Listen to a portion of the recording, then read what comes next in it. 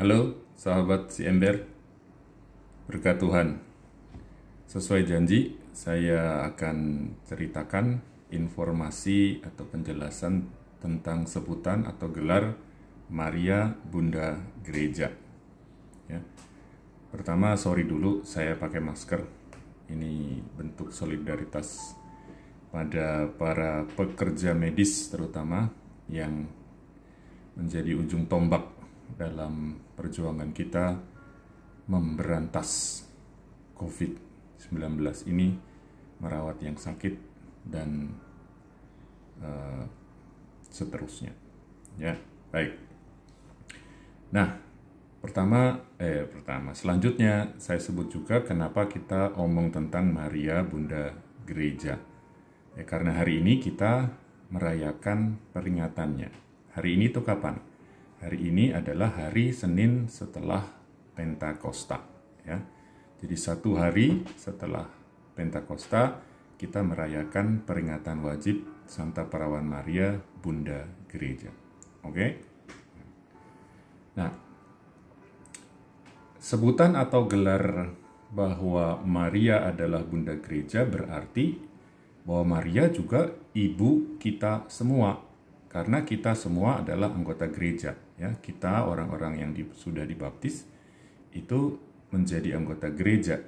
Maka kalau Maria Bunda Gereja, ya berarti Maria Bunda kita semua. Nah, dalam gelar itu Bunda Gereja kan ada dua kata, ya, dua kata. Di dalam dua kata itu dan dalam pengertian dari gelar itu terdapat satu kata yang menjadi sumber sekaligus titik temunya, ya, Bunda Gereja. Kayaknya nggak nyambung gitu, tapi ada titik temunya, ada sumbernya juga. Nah, kata itu adalah Yesus, ya. Yesuslah sumber keduanya, Yesuslah juga titik temu keduanya. Gimana kita mengerti itu? Pelan-pelan, ya. Nah, kebundaan Maria, statusnya Maria sebagai bunda, sebagai ibu, tentu pertama-tama dan selalu akan dikaitkan dengan Yesus yang dikandungnya, lalu dilahirkannya, bahkan juga dibesarkannya, ya meskipun tidak diceritakan dalam kitab suci, tapi Maria mengandung, ya kitab suci mengatakan Maria mengandung dan melahirkan Yesus. Jadi makanya statusnya sebagai ibu, sebagai bunda penebus, ya, itu tentu dikaitkan dengan Yesus. Nah, demikian juga istilah gereja, ya, itu juga selalu dikaitkan dengan Yesus.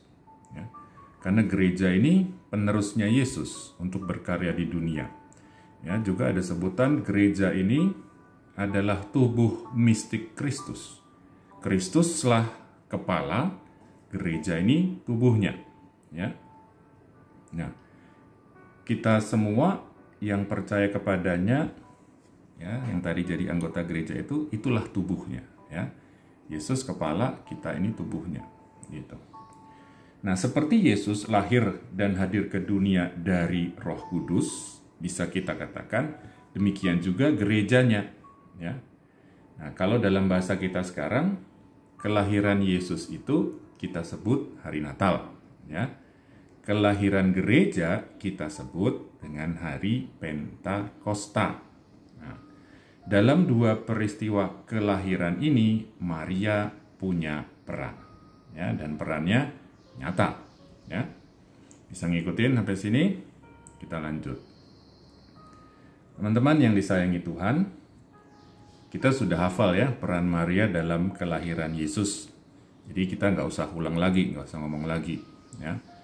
Nah, Injil hari ini, ya, memberi petunjuk pertama tentang yang satunya, peran Maria dalam kelahiran gereja. Ya.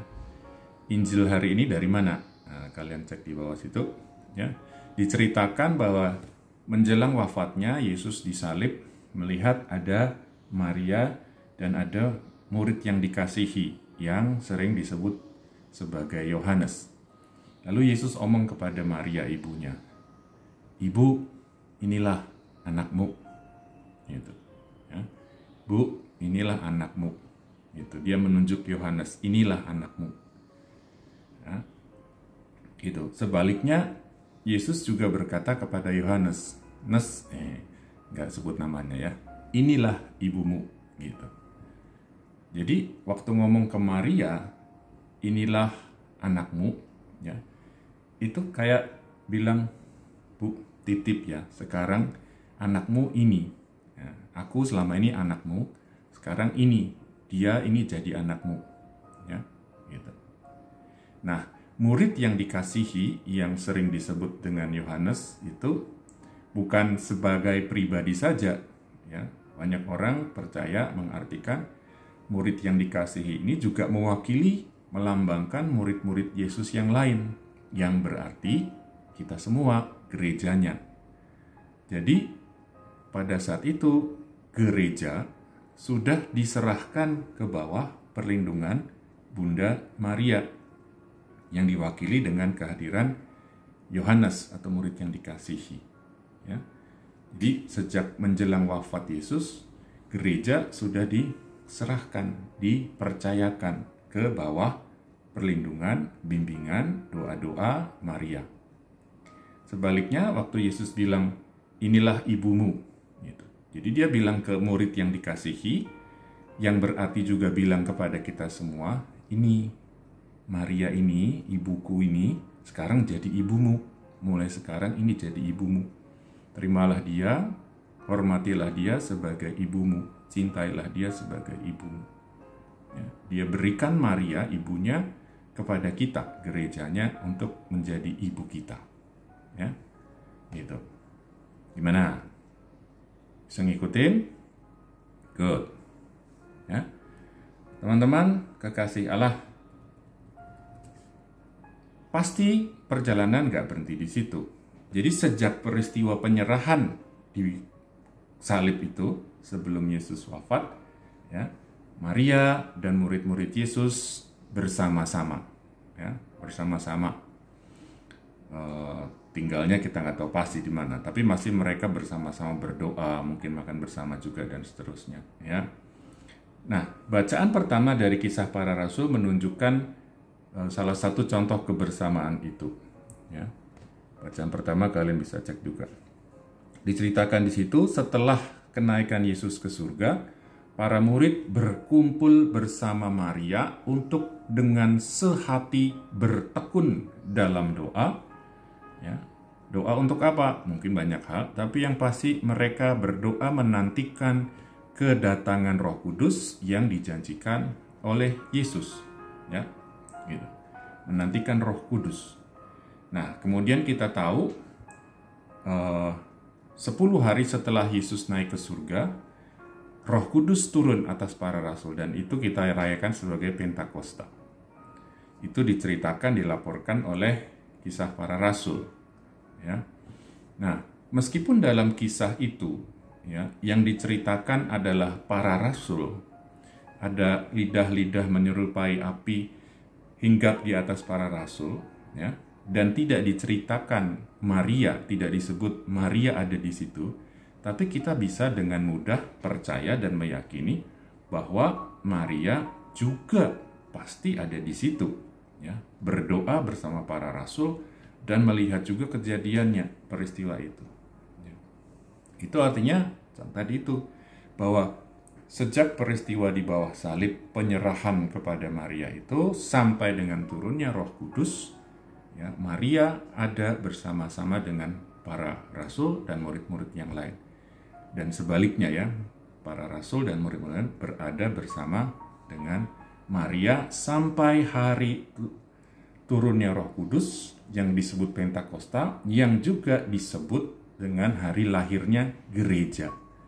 Maka kalau boleh saya ingin menyebut bahwa masa atau periode dari penyerahan di kayu salib itu sampai dengan menjelang turunnya Roh Kudus, Pentakosta, itu sebagai masa pengandungan istimewa gereja oleh Maria.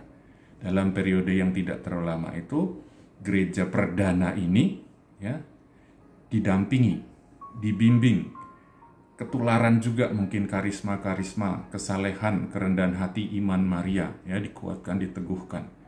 Dan akhirnya mereka menerima karunia Roh Kudus, ya, turun atas mereka dan diubah. Ya, dan saat itulah lahirlah gereja. Ya, itu. Jadi dalam bahasa saya, Maria juga punya peran dalam kelahiran gereja. Ya, sampai sini bisa ngikutin? Luar biasa. Ya, ini udah kelamaan, kita stop dulu. Ada lagi keterangan selanjutnya di video berikutnya. Berkat Tuhan.